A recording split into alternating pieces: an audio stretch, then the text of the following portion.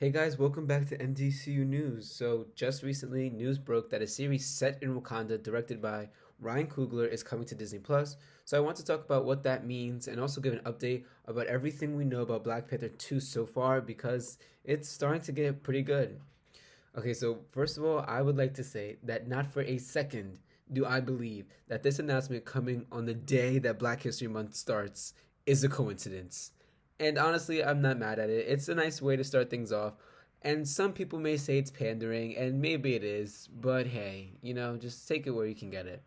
So far there isn't much confirmed about the series, and there's not really anything confirmed other than that it's happening.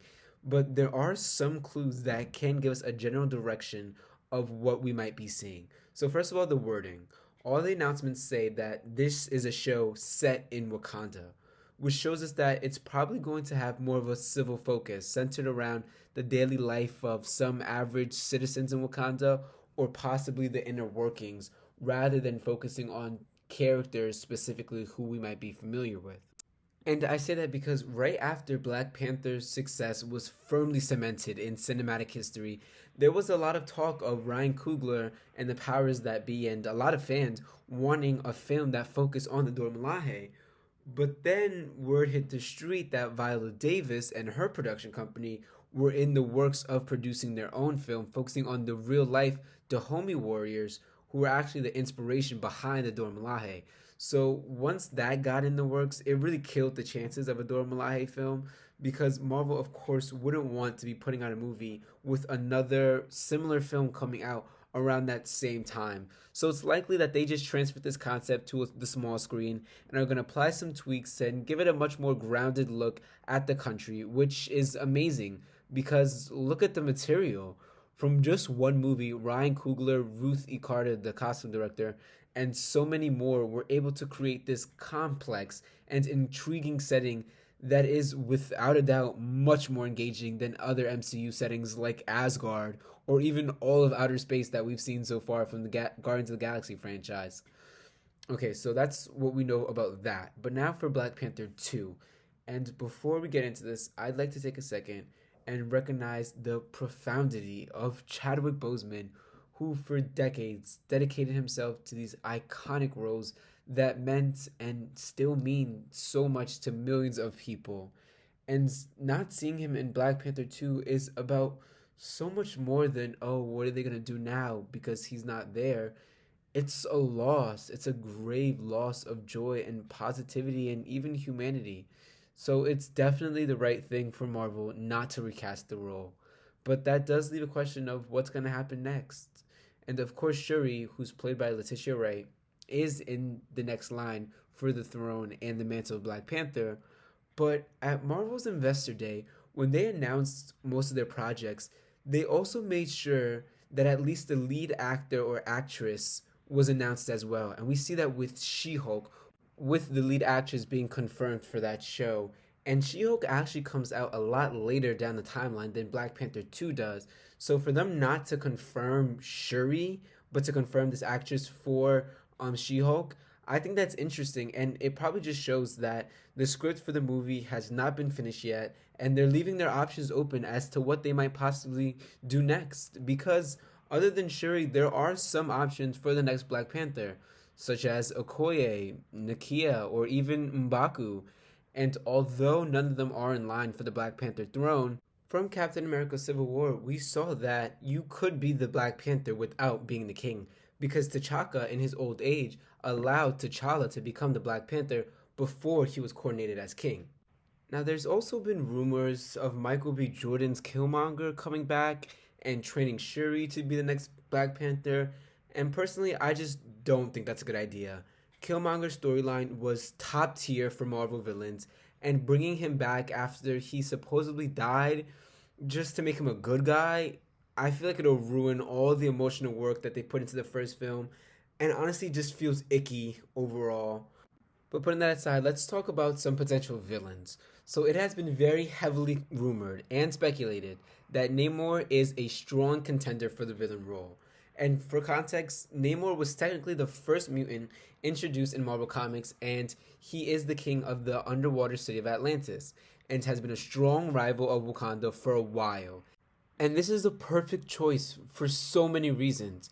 First of all, with a character like Black Panther, he literally has an entire country that would die to protect him. So finding a villain that poses a legitimate threat can be hard. And with Black Panther 1, they used T'Challa's vulnerable position as king to start a bit of an insurrection.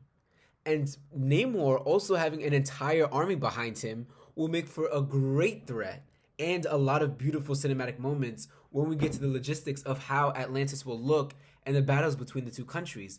Because again, no one in the MCU roster can world build like Ryan Coogler and his team. So I think he would really do Atlantis justice. And there have been some reference points in the past, such as Age of Ultron and Endgame, that hint at an underwater civilization. But as for why they would have beef with a landlocked African country, who knows? Some have theorized that maybe Killmonger, after being thrown in the ocean per his request, was saved by the Atlanteans and got them riled up against Wakanda, which isn't a bad idea. But honestly, whichever way they cut it, introducing Neymar will not only be great for this movie, but also for the rest of the MCU, because he could follow his comic origins and be one of the first mutants introduced to the big screen. Now, on the topic of mutants coming to the big screen, I am hoping that they introduce Aurora Monroe, aka Storm. She is my favorite X-Man, X-Woman, X-Person, and really just a great character who also has ties to an African country since she is a descendant of an African priestess lineage who all have superhuman abilities. And in the comics, after becoming an orphan, Storm becomes a thief for a crime gang in Egypt.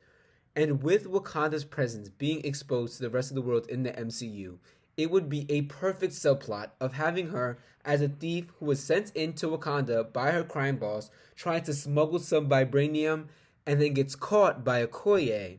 But Okoye sees some good in her and takes her in and trains her, and Storm could act as a great supporting character slash ally in the fight against Atlantis, especially with her weather manipulation powers.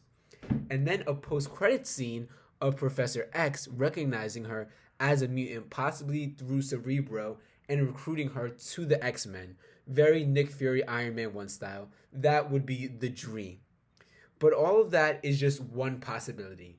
There is another king who also has ties to the Wakanda and can set up yet another future MCU franchise, and that of course is none other than my favorite Marvel villain, Mr. Victor Von Doom, the genius king of Latvia, and longtime rival of the Fantastic Four, who were the ones that actually gave Black Panther his debut back in 1966.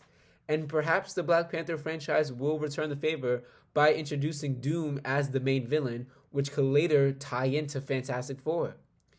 Now, between these two villain theories, there has been more evidence hinting toward the Namor path.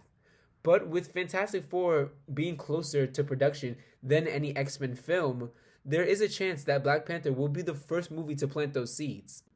But whichever path they do take, the one thing we do know for sure is that this sequel is setting up to be a massive cultural reset for the MCU, laying the groundwork for either one or another new franchise. So make sure you click that subscribe button so you can stay tuned with all the updates and news about this upcoming movie, but also everything else related to MCU and DCEU news. Specifically, for the past 3 weeks, I have been pushing out same day breakdowns of each new episode of WandaVision, and my theories have been coming together. So make sure you tune in for those, and I'll see you guys this Friday. Peace.